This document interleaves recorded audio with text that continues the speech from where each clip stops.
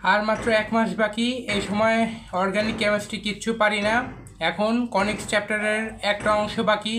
এখনও আমি statics dynamics ভালো মতো পড়ি নাই।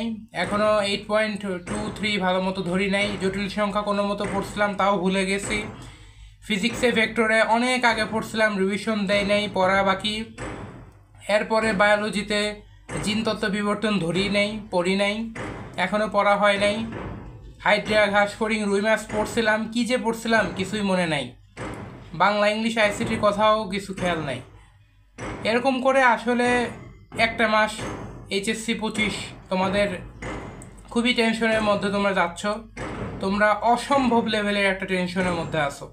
এই টেনশন না তোমরাই ভালো জানো। হ্যাঁ, তুমি ব্যক্তি হিসেবে, একজন পরীক্ষার্থী হিসেবে, আর যখন একটা মাস পরে এইচএসসি পরীক্ষা দিবা, তখন তোমার নিজের এক্সপেকটেশন এবং তোমার ফ্যামিলি এক্সপেকটেশন, তোমার কলেজ ফ্রেন্ড, কলেজের এক্সপেকটেশন, সমাজের এক্সপেকটেশন, সব কিছু মিলে তুমি একেবারে ডিপ্রেসড। তুমি এখনও কোনো আশা ভরসা কিছু খুঁজে পাচ্ছ না।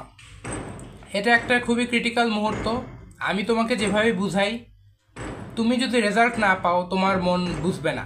এটাই নর্মাল জিনিস, এটাই নর্মাল। তোমাকে নর্মালি হতে হবে। এখন নর্মাল হও। কিছু টেকনিক অলরেডি এর আগে ভিডিওগুলোতে বলছি। অলরেডি অনেক ভাইয়ারা তোমাদেরকে বিভিন্নভাবে গাইডলাইন দিচ্ছেন।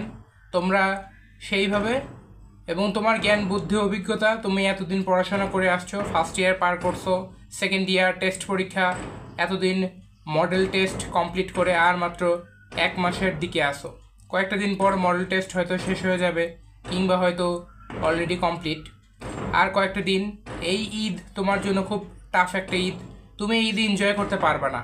কিন্তু ইনশাল্লাহ, যদি এই একটা মাস নিজেকে হাল না ছেড়ে দিয়ে ইনশাল্লাহ শক্ত হাতে নিজের সাথে নিজে চ্যালেঞ্জ করে বলো, ইনশাল্লাহ আমি পারবো, আমাকে পারতেই হবে, এই চিন্তাভাবনা থেকে যদি করো, তোমার অ্যাটিটিউড চেঞ্জ হবে, তোমার অ্যাপ্রোচ চেঞ্জ হবে। তুমি পড়াশোনায় কিছুটা কনফিডেন্ট হতে পারবে। যখন পড়াশোনা আবার করবে, পড়াশোনার সিলেবাস যখন ধীরে ধীরে কমপ্লিট করবা এই সময়ের মধ্যে, তখন তোমার কনফিডেন্স আসবে। তুমি ইনশাল্লাহ এই কনফিডেন্স নিয়ে তোমার Bangla, English, ICT, physics, chemistry, math, biology সব পরীক্ষায় ভালো মতো দাও, সেই দোয়া করি।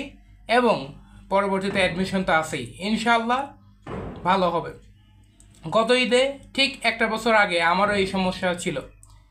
পরীক্ষার আর কয়েকটা দিন বাকি, ঠিক পরীক্ষার মাত্র 2 সপ্তাহ আগে ঈদ ছিল, কুরবানির ঈদ।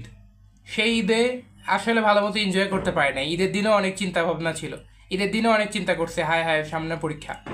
আজ আলহামদুলিল্লাহ সেই এইচএসসি অ্যাডমিশন পার করে আলহামদুলিল্লাহ আমি মেডিকেলে, আমার যা অ্যাসপারেন্ট ছিল সেই অনুযায়ী আলহামদুলিল্লাহ এই সামনের ঈদে একটা এনজয়েবল মোমেন্ট তৈরি হয়েছে আলহামদুলিল্লাহ। এখন বলতে গেলে যে সবাই একটা ভালো সময় কাটাচ্ছে। তো সবার জীবনেই ভালো সময় আসবে, খারাপ সময় আসবে। তোমার জীবনে এসএসসির সময় ভালো সময় গেছে, ম্যাট্রিকে ভালো রেজাল্ট করছো, ইনশাল্লাহ সেই মুহূর্তগুলো আবার ফিরে আসবে। আসাতে হবে, আসানোর দায়িত্বটা মূলত তোমার। এই মেইন দায়িত্ব তোমাকে পালন করতেই হবে, তুমি যাই বলো না কেন। তুমি আজকে হাল ছেড়ে দিলে কালকে তোমার মা বাবা তোমাকে অনেক কথা শোনাবে, তারা সবচেয়ে বেশি দুঃখী হবে, তুমিও দুঃখী হবা, আরও অনেক বেশি দুঃখী হবা। তোমার পরিবার, সমাজ আরও অনেক কথা বলবে। এই ভয় না পেয়ে তাদেরকে দেখায় দাও, দেখায় দাও, দেখায় দাও, দেখায় দাও, দেখায় দাও।